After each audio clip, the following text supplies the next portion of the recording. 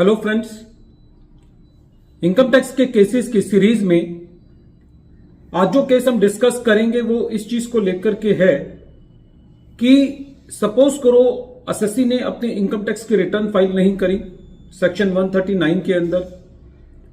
SSC को section 148 का notice आया कि एसएससी ने कोई अपनी इमूवेबल प्रॉपर्टी बेची है जिस पर एसएससी ने अपना कैपिटल गेन नहीं दिखाया। एसएससी ने सेक्शन 148 की रिटर्न भी फाइल नहीं करी और बाकी भी नोटिस का कंप्लायंस नहीं किया और एक्स पार्टी असेसमेंट हो गया। तो क्या SSC first time CIT appeal के पास यह कह सकता है कि जो एसएससी ने प्रॉपर्टी बेची थी उस प्रॉपर्टी पे लॉन्ग टर्म कैपिटल गेन हुआ था और एसएससी ने कोई नई प्रॉपर्टी खरीदी थी जिस पर एसएससी सेक्शन 54 की एग्जम्पशन क्लेम कर रहा है? क्या पहली बार एसएससी सीआईटी अपील के पास इस चीज को लेकर के जा सकता है?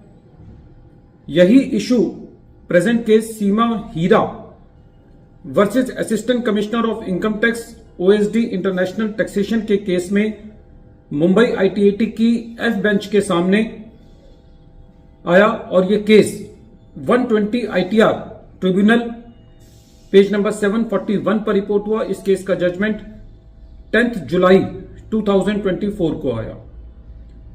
प्रेजेंट केस असेसमेंट ईयर 10-11 का है। एसएससी एक नॉन रेजिडेंट है।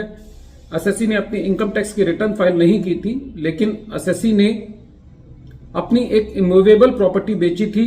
जब ईओ के पास ये इंफॉर्मेशन आई तो ईओ ने इस इंफॉर्मेशन के बेसिस पर एसएससी को नोटिस इशू किया और एसएससी उन नोटिस का भी कंप्लाई नहीं कर पाया और एसएससी की एक्स पार्टी असेसमेंट हो गई। जब एसएससी सीआईटी अपील के पास था तो सीआईटी अपील ने अपनी कंप्यूटेशन ऑफ इनकम बना करके दी, क्योंकि उस टाइम एसएससी अपनी रिटर्न फाइल नहीं कर सकता था। लेकिन सीआईटी अपील ने यह कह करके एसएससी की सेक्शन 54 की एग्जम्पशन को अलाउ नहीं किया और सारे अमाउंट को टैक्सेबल कर दिया जो एओ ने किया था as a short term capital gain, कि एसएससी ने अपना ये क्लेम अपनी इनकम टैक्स रिटर्न के अंदर क्लेम नहीं किया है, क्योंकि एसएससी ने ना तो अपनी सेक्शन 139 की रिटर्न फाइल की और ना ही सेक्शन 148 की। इसलिए एसएससी को सेक्शन 54 की एग्जम्पशन नहीं मिल सकती। एसएससी इस मैटर को ट्रिब्यूनल के पास लेकर के गया। जब ट्रिब्यूनल ने इस मैटर की सुनवाई की तो ट्रिब्यूनल का यह कहना था कि एसएससी ने अपनी सारी कंप्यूटेशन ऑफ इनकम, जो एसएससी ने प्रॉपर्टी बेची है उसकी सारी डिटेल और जो नई प्रॉपर्टी खरीदी है उसकी सारी डिटेल सीआईटी अपील के सामने रखी थी। और ये सारी डिटेल जब असेसिंग ऑफिसर ने अपनी रिमांड रिपोर्ट दी तब भी असेसिंग ऑफिसर ने कंसीडर करी, लेकिन सीआईटी अपील ने उसका बेनिफिट एसएससी को नहीं दिया। ट्रिब्यूनल का यह कहना था कि कोई भी बेनिफिट एसएससी से खाली टेक्निकल ग्राउंड्स की वजह से नहीं लिया जा सकता।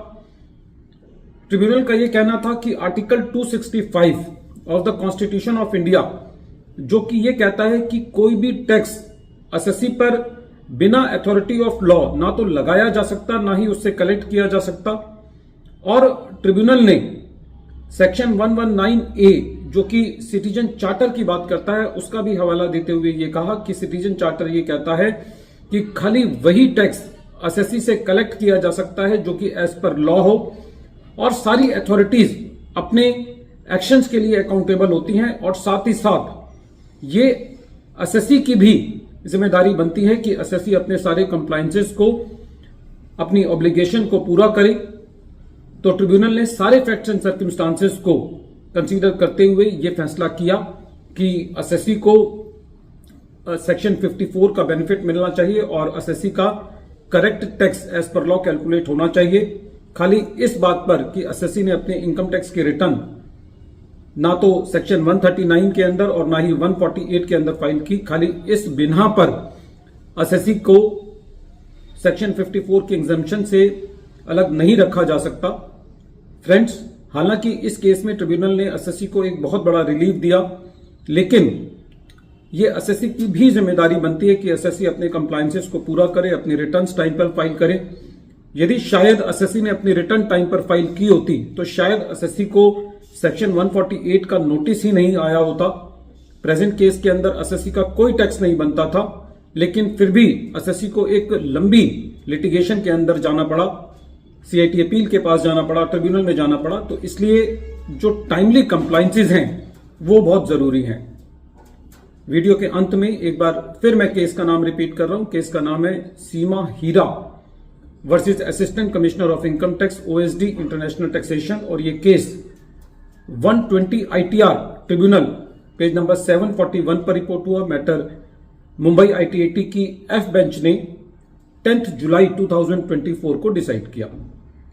Thank you friends.